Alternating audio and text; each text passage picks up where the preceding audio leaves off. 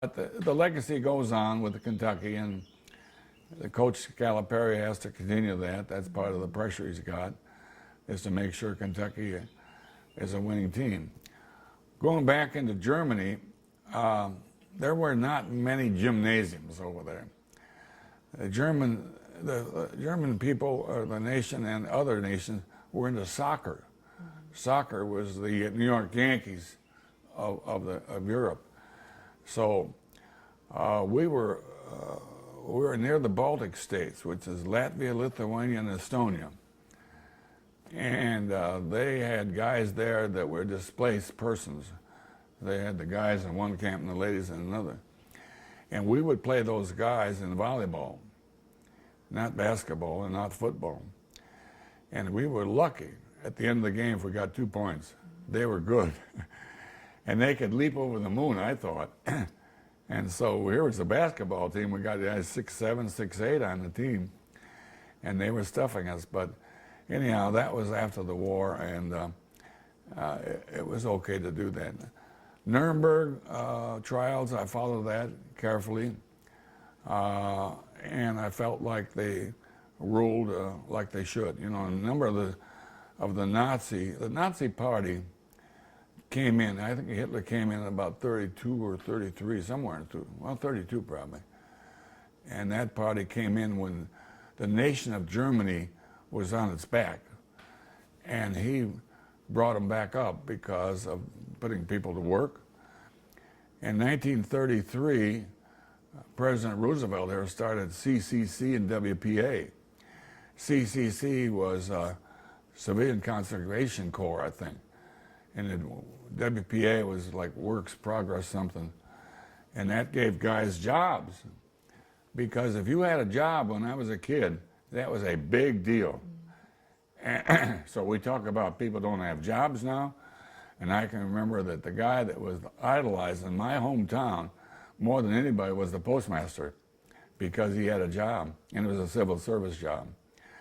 So you start thinking about, we don't have jobs for people today. Well, we didn't have jobs back then either, because that was the Depression days. Right. The Depression came in with Herbert Hoover. That was, I forget who tried to name him. It might have been Roosevelt, but he called him Herbert Hoover. And so he never could get that straight, but that came in when Hoover was president of the country. And then Roosevelt brought in the New Deal, and that helped everybody in my hometown. Maybe you got another question. Well, I was just going to ask you, when your resume is obviously so impressive, and everything you've done. Oh, I don't know about that. But well, yeah, it's hard to even, put it all Isn't into. your number on the top of Rupp Arena? Yeah. Your number is hanging in Rupp Arena. Yeah. That's pretty Yeah, impressive. that's pretty impressive. Mm-hmm. When you look back though, Pardon? when you look back to years and years ago when you were 18 Yeah. and sent to war, Yeah. how scared were you? Well, I don't know if I was as scared as I was apprehensive, unsure. Why? I mean, this is not what I want to do. And so therefore, it was a federal drafting ruling. And I always remember sitting down in front of the draft guy in Great Lakes, and he said, "We're going to put you in the Navy." I said, "Sir, hold up." He said, "What do you mean, hold up? I don't want to go in the Navy." "You don't have a choice. You understand that?" "Well, I'm just telling you." He said, "Well, why not?" I said, I get seasick looking at Lake Michigan." "You get seasick looking at Lake Michigan? All right, I'll put you in the Army." So that's how close I came to being in the Navy. And I think back on it, I don't know, maybe the Navy would have been as bad as in the Army. I mean, there's certainly great places. West Point and Annapolis are outstanding places. But no, I don't think, when you get down to being scared, I probably was more scared in the war of stepping on a landmine, and more scared when the 88s unloaded on us as we walked along the road. Because the bomb, you could hear the bombs, they have a sound to them, you know. and then they exploded. And now we hit the ditch, and I always remember to the guy, I said, you know what? He said, what? I said, if they land on you, it don't make a difference where you are. We need to be in a cave. He said, there are no caves. Don't you understand that? I said, I know, but if you find a cave, let me know. So trying to get into a safe place was tough. So, yeah, I think you're always scared that your life could end, not because you volunteered it, or because you authorized it, or you said, I'll give me liberty, give me death. Who was it said that? Nathan Hale or somebody. And I wasn't that kind of guy. I wasn't looking for liberty. Get me out of the army was more my motto, and let me go home. But the 3 years, I won't say went fast. No, what it did, and I think back on that, is I was a 3-year red shirt. You know, today they're redshirting players. I hold them out 1 year. I was held out 3. So I matured in 3 years. I grew stronger. I don't think I grew any taller, but I grew stronger and wiser, I hope. And as a result of being in the service, and nobody liked it. Nobody likes war. If they tell me they like war, there got to be something wrong with them. So I'm not going to say I wasn't scared, but I can remember a moment where I just said, hey. And there were those guys around me that cracked up, you know, and we had what is known back then as a ruling called a Section 8. If you were Section 8, you were little bunkers and they'd let you out. I remember one guy said, I'm going to tell him I'm on a motorcycle all the time. I said, you haven't got a motorcycle. He said, yeah, but if I ride this motorcycle fictitiously, they'll think I'm a Section 8. So, Did it work? so I said, he said, I'm going to try it. So he said, I got out, and they said, hey, you forgot your motorcycle. He said, I don't need it now. I think it was a joke more than anything else. Do you think, you know, with the USA Cares, with the gala where we're honoring you, Yeah. you know, the mission obviously for USA Cares is to raise money Right. to help our veterans and to support them in their time Right. of need. The families. Their families. Yeah. Why do you think that's so important that we do that today? Well, I think that it's important to help others, period, who are in stress or in some kind of condition that they're not able to do for themselves. And I suppose that we could look over America and find all kinds of groups that need help. But I think it's important because we need to support the veterans that are performing today or that performed yesterday. And that is a part of our American system. That's a part of why we're here on the face of this earth, is to help others. So I think to be able to benefit anybody in the military and otherwise is a very important point for us if you've got any courage and any religious thinking at all. And so there are those that go into the service, and I assume that they have been drafted. If you volunteer and your family ain't got nothing, maybe by going into the service you now got income and you're no longer a detriment to the family. So you might look at it from that standpoint and say, well, that's beneficial. Mm-hmm. But I think that this outfit, this organization is very, very good. And I would not, my wife, Jerry, and I looked at that, and she said, it's okay. Mm-hmm. That's what she said. I said, if you say it's okay, I say it's okay. Because we weren't sure. And I just showed the article here. It was in the Wall Street Journal yesterday about this guy headed up this thing which helps families of veterans, mm-hmm. and it's a fraud. Mm-hmm. And so you have to be leery of that. And hopefully that gets cured and taken away and stopped and all that. I know it's a monetary commitment on the part of a lot of people, and it's better than trying to lean on the Congress to say send money to these veterans' families, because they probably got other requests too, you know. So sure. Somewhere you have to draw the line. Well, we feel honored to get to honor you. Well, thank you. We do. We do. Well, I He's did what quite I a was supposed to story. do. And that's the reason for that. That stuff right there. It's nice to look back and talk to you folks about something that happened so long ago. You know, we're talking years and years. 1945, 1946, I got out. To today is many, many years. And, you know, nobody ever said, where were you? I didn't see you. I get that today. Are you having a girl in the 19th hole? I haven't seen you in there. I said, I'm over on the other side of the building at the club. So that's where I was. I guess for 50 or 60 years, I was somewhere else.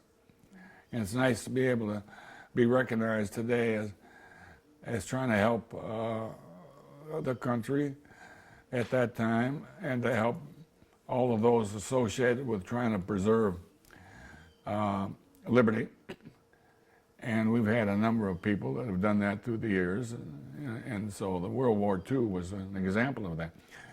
I guess you know that the World War II veterans are dying at the rate of 1,000 a day. And there won't be many pretty soon. It's kind of like I called up down in the UK at the athletic department. And I said, of the 8 guys, the elite 8, that went to the Olympics in 1948, there's only 2 of us left, Wawa Jones and me. Yeah, he said, that's right. And Jones dies. I said, guess what now? He said, there's one left, which is you. I said, yeah, pretty soon that might not be me. But anyhow, he said, I understand. I said, okay. I just wanted to refresh your memory on what I told you before. So when you start talking about the veterans of World War II, we don't have any. I think the last guy from the Civil War just died the other day. He was 106 or something like that. So we don't have many guys left from World War II. And the Vietnam soldiers are disappearing. And pretty soon the soldiers that were in Afghanistan and Syria and that won't be around either. But that's all a part of war. If you study the history of wars, it's been going on since who knows when. I bought a book down at Barnstable about wars, and they've been going on and on and on. And that is because mankind always reaches out and wants more. If you're a country and you got X number of acres, you want more acres. You want more to your country. And the idea of getting rid of certain religious groups and all that, I don't buy into that. It's because of greed, to take over more people in more countries and so on. And putting people under surveillance and making them adhere to your rules and regulations when they don't want to is anti in my world. But anyhow, that's my take on that World War II. And I'm proud to be a part of it and have a definite role that we played as a 71st Infantry Division. There's other divisions too. I mean, each arm, if you look at the history of armies over and battalions and regiments and so on, it all adds up to a force. And therefore, those that made it, and I'm fortunate one of them, I'll knock on wood here, I guess that's wood. Knock on wood that I did make it through that, and I'm still there to talk about it. How do you feel sometimes, or how often do you think about all the guys that did not, all the Americans? Well, I think about that regularly, and then the reason I do is because we hold it once a year, and Jerry kind of helps me orchestrate that reunion of the 71st, and they've been holding in Cincinnati, and there's fewer and fewer come. And the last one here was just held in Seattle. I didn't make that because Seattle's not around the corner. But I don't know how. Jerry, have you heard how many came? I don't think many came, probably. No. A little too far away. We'll find out from Tony. But knowing the guys around me that got killed, the thing you have to realize that you weren't with them very much. You weren't with them very long. And that was not necessarily an excuse, but by virtue of not growing up with them and working with them in a business or something like that. I mean, today, I see an obituary column. I'll find out somebody passed away that I've known for years. There's a little more relationship there than there would have been in the war. Now, were we all buddies in the war? Yeah. But yet, they all went their direction after the war ended. And I went my direction. And the only way we keep in touch with each other is by the annual get-together. And that is, like I say, fewer and fewer and fewer. And pretty soon you might, it's kind of like my high school reunion. I said to this gal in Florida, I said, we need to have a reunion of our high school class. She said, we're having it. I said, wait, she said, you and I? She said, we're the only ones left in the high school class. I said, are you kidding me? That's Carol, Jerry, Carol Effinger. I said, well, let's have a reunion. She said, we're having it right now. You and I are getting together here. So anyhow, that's what happens in life. Yeah, I was gonna say, I think are you? I just had one thought, if we can interject. Our theme this year is Welcome Home. And so you've touched on it probably a little bit, but maybe a recall of when they said, Dale Barnstable, it's time for you to go home. What were you thinking about coming home and being welcomed home? Because that's what we're doing now with our veterans. come around. That's going to be our theme for this year for our gala is Welcome Home. Oh, okay. So tell us, how did you feel when you got the official news you were coming back home to the United States? How did that feel? What Well, was it like? you know, you have a lot of thoughts running through your mind. You get to go home. I reached the point system. And then you got to start to think about, okay, what am I going to be doing when I get home? I mean, a lot of things run through your mind real repetitively as to now you're going to be out of service because you haven't been working, you haven't been involved in any community affairs, and you're going to go home. You're going back to America. And so when I got out of the service up in Wisconsin and I got back in my hometown, I'll never forget, some guy right in, he said, where you been? What do you mean, where have I been? I haven't seen you for a while.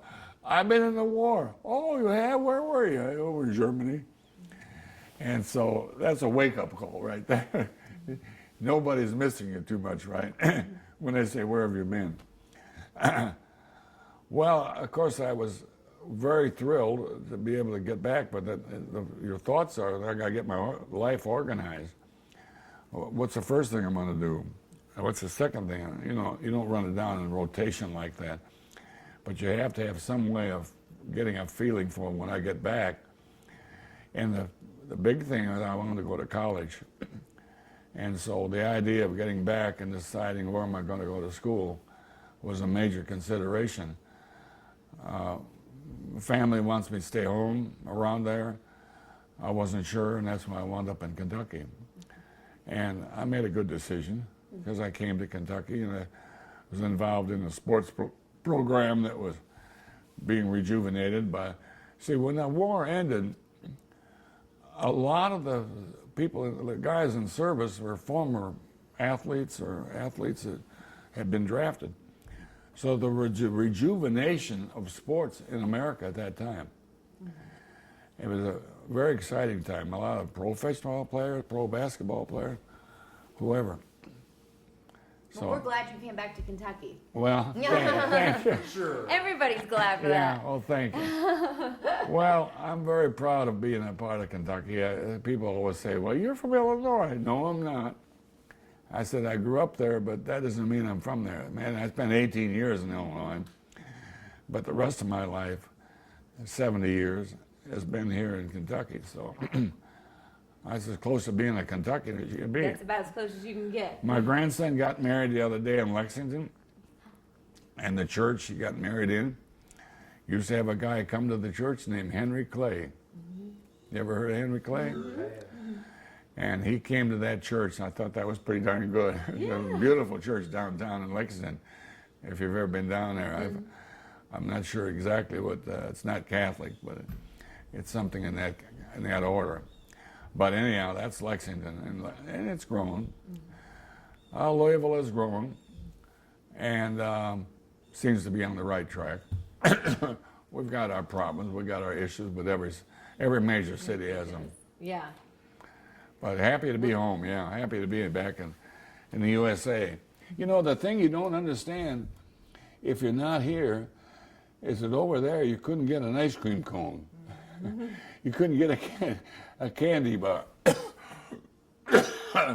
Ice cream and candy bars were non-existent. A Hershey bar was worth a fortune. You got candy bars. Cigarettes were $100 a carton on the black market. That's how I got that picture right there. That was a carton of cigarettes. Now, when you start thinking about cigarettes, how bad they are for you, they are bad, but if they're tradable, and you use them like money, and that's the value of something. I guess it's always, well, what's it worth, you know? And you say, well, it's worth a fortune to me, and I'm talking about cigarettes, but I didn't smoke. And the guy I gave him to used to play for the Cincinnati Reds. His name was Ewell Blackwell. And whenever I got the cigarette ration from the PX, I gave him the cigarettes. And then I found out the value of cigarettes. And I said, Blackie, I'm going to hold on to these. He said, why? I said, well, you can't smoke this much. It's not good for you. Well, he said, you've been giving them to me. I said, you've been selling my cigarettes, probably. So he's making the money off of them. But anyhow, that's the story on cigarettes. There's probably not many that did not smoke. Huh? I said most people smoked, right? Were most Oh, of the back then, soldiers- yeah. Yeah. Well, over you there, they all know, did. the Chesterfield ads were always, who was the guy that played in Casablanca? He always, Humphrey Oh Bogart. yeah. he always had a cigarette. What was your position on the mortar crew? Did you carry the sight, or did you carry the base, or On what? on the mortar crew? What did you carry? Oh, Did you on carry the mortar tube, squad? Or did you carry the Oh, plate? you're asking a very good question there.